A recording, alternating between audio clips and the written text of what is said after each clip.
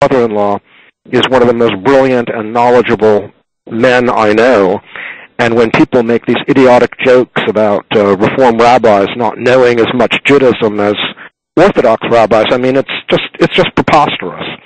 So I'm troubled by that. But no, it's not etched in stone, and it's not.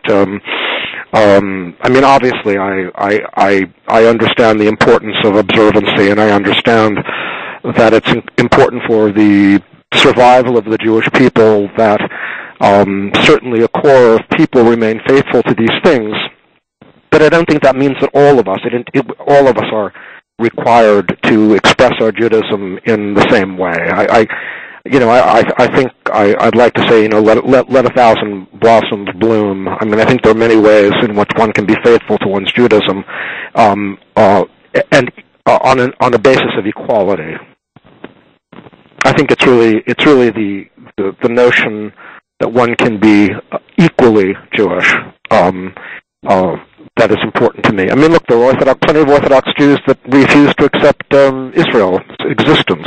In fact, when I had marched in the Israel parade, I've watched ultra-Orthodox Jews wave Palestinian flags. I regard those people as traitors. In what way are they Jewish? There are ultra-Orthodox Jews who believe a dead rabbi in Brooklyn is the Messiah. And to me, those people are heretics. They are people who look like Jews, but really aren't Jews. I'm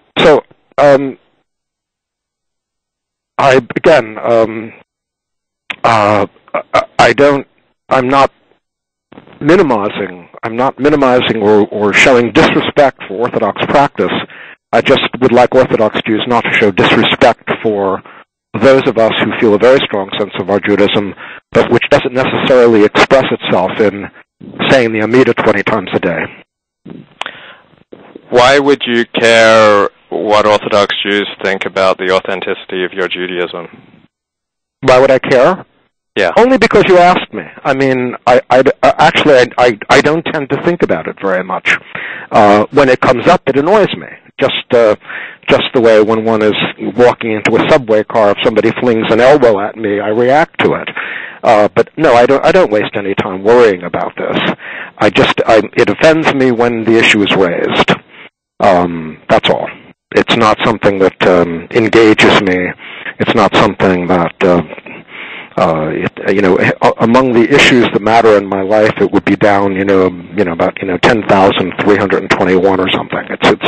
It really is a very unimportant issue for me. I'm doing a survey of American Jewish literature on my website, where I've interviewed about 30-plus novelists on American Jewish themes. And one thing that struck me when I interviewed many of the secular novelists, that they'd say things like, when I'm walking through an Orthodox neighborhood, I often wonder if they think I'm Jewish. And I'm struck by that. I'm Orthodox. I'm aware of that. Right, and I'm a convert to Judaism, so I'm a preacher's kid.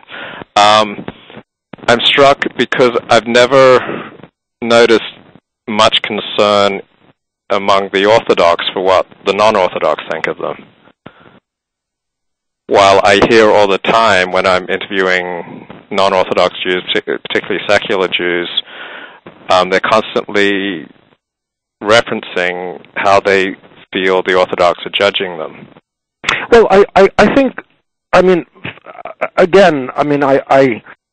it's hard for me, it's sort of hard to react. I mean, it's not something, again, that I think about very, very much. Every once in a blue moon, I notice a certain, not so much walking in a Jewish neighborhood. Look, I live on the Upper West Side of Manhattan. It is, this is a Jewish neighborhood.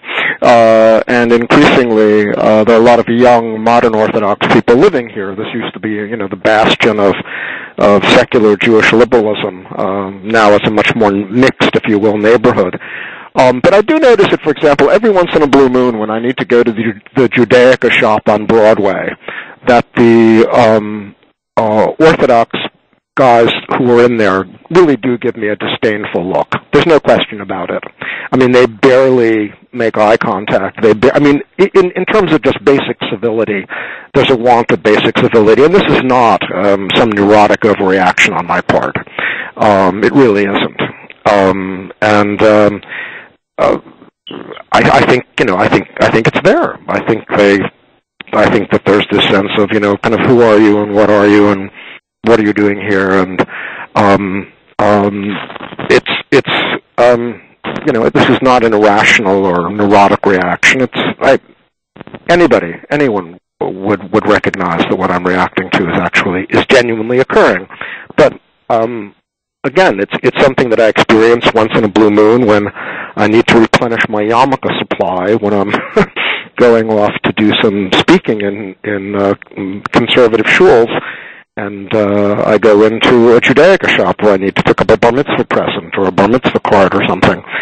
Just this Judaica shop on the upper west side. I mean, it drips with hostility towards Jews who are more secular, who don't walk in with yarmulkes on their heads. Do you feel most comfortable with the conservative movement of Judaism out of the different denominations? No. I grew up as a conservative Jew. Over the last years, I have mostly attended my brother-in-law's. He's now an emeritus rabbi. So I'm sort of like, at the moment I'm unchurched, and I just kind of look for places, on the holidays. I don't pray on a daily or weekly basis. I'm a sort of holiday Jew.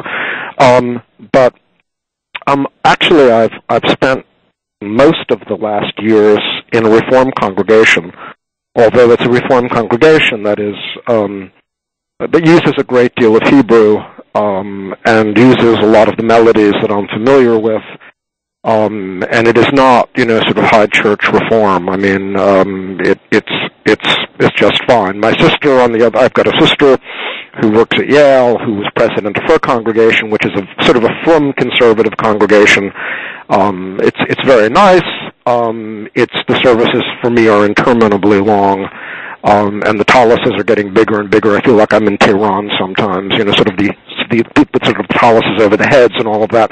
It feels a little alien to me. So, but again, I mean, there are conservative shows in which I'm very happy. I mean, I do a lot of speaking I spend a lot of time in shuls because I speak about immigration to Jews, and so I spend a lot of Shabbases in shuls. It ended up being kind of part of the job. It's kind of funny.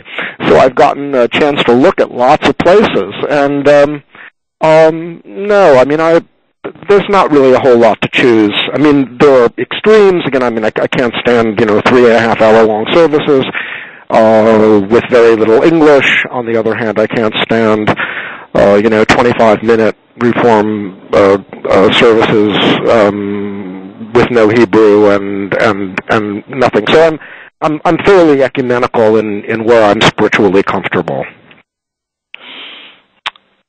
As someone who's been in a lot of shuls, what have you noticed is inspiring Jews to be Jewish in Reform or Conservative or Reconstructionist or Orthodox? What do you notice is working and not working in your shul experience?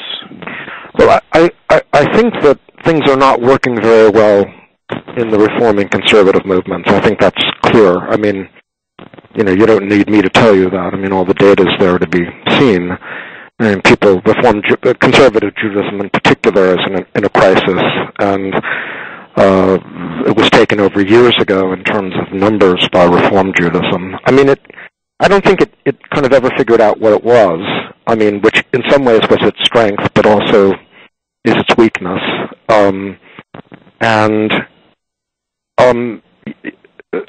There is a phenomenon which is, I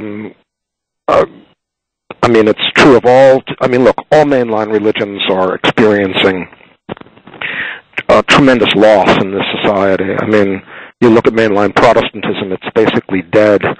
Roman Catholicism is losing out to evangelical. I mean, they're both losing out to evangelical and rapturous versions of Christianity. Where the church is active, it tends to be evangelical. I mean, churches like Presbyterianism,